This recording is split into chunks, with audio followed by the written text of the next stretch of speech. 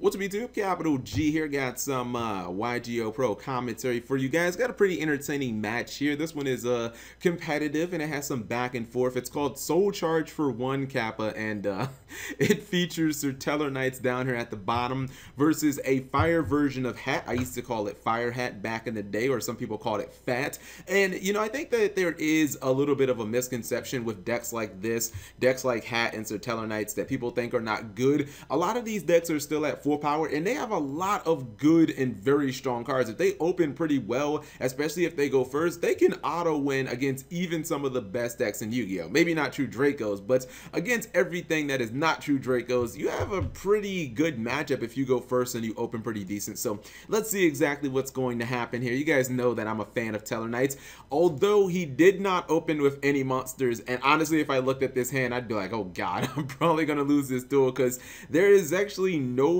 viable plays. And then obviously when you go first, you kind of need to set up because you don't have that extra card. And this guy not only gets the extra card, but then he gets the extra card since he opened with Trap Tricks Murmillo. And you know, if he can get this Fire Fist Bear effect, this game could be completely blown out, because he's gone pretty much like +2, +3 at that point. His opponent will not be coming back, but he does get a nice plus right there off the Mirror Force, so he's back in it. But he does have to worry about the Wolf Bar. Now he summons Vega, obviously no effect, he's going to attack, and he uses Skybridge. I've been kind of critical about Skybridge. Like, I've never really liked the card in my opinion. I don't think it's that good, but if it does help you get from like an Unu or a Vega and gets you a Deneb, then you're pretty good, because you get your Altier rolling, and you know, you get your deck set up. So he's going to use the MST. He changed that Nova Alpha to draw a card. I think I would have done the same thing there as well. And then he's going to Solemn the Wolf Bart. Now the thing is, if you really look at this Teller Knight player's hand,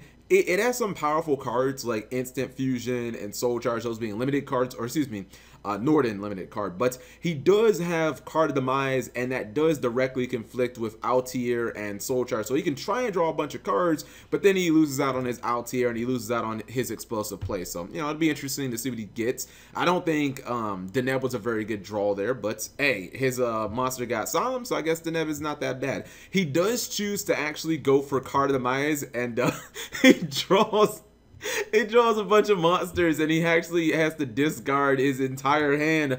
Ripperoni and baloney. I think that was a mistake. What do you guys think? He could have just used the Soul Charge, and like, he had a decent grade. He could have gotten the Deneb. I feel like he should have just went with the Soul Charge play, or maybe he should have went for an Instant Fusion Norden, but you know, he went for something different. But he did set up himself with a Call of the Haunted.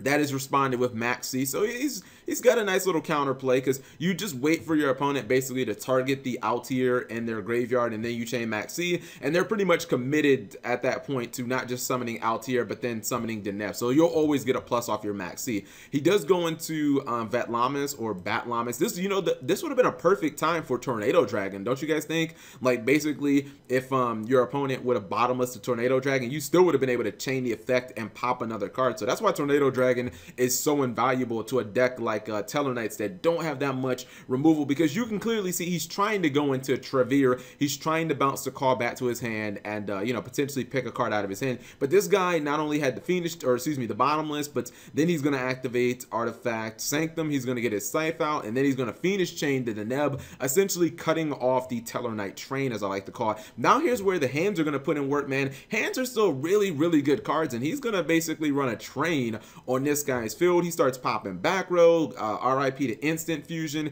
He gets rid of the Altier. He got rid of the Deneb as well. So, you know, it's looking really good for him. And I think this is a pretty solid field of Artifact Scythe plus an Artifact hand. Here comes the Soul Charge for 1 Kappa.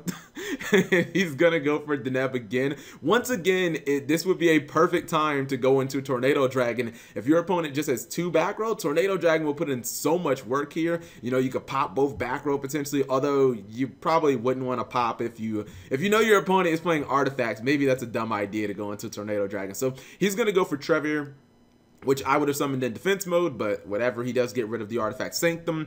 And it's kind of weird, because if you know your opponent's playing Artifacts, Trevor, it can be like, it can be kind of a weird card because they may have bluffs down there, the artifact cards, and if you put them back in their hand, they might discard them for like Twin Twister or something like that. So Trevor is not always that great against artifacts. So he does have the bear, and it actually works. He gets Trevor off the field. He's going to go Altair, get back at the Neb. I don't really understand why he summoned Trevor in attack mode. I would have summoned it in defense. So Altair is going to die, but it doesn't matter. He does have Oasis of the Dragon Souls, and he basically just goes for a Vega, then summons Uno. I think he's going for Trevor again. Yeah, usually when one Trevor resolves, you want to try and spam it as much as possible. And finally, he's able to close the game out with exact damage on board. So just a fun little duel, had some nice back and forth, and you seem to get that a lot out of these kind of grindy decks that try and make maybe a simple +1 off of their first turn, try and line up a line of defense and just try and outgrind you. That's why I thought this would be a pretty entertaining match, because Hat and Sir Tellarknight basically play the same exact way. Sir Tellarknight gets a little more advantage out of like Call of the Haunted and Oasis plays,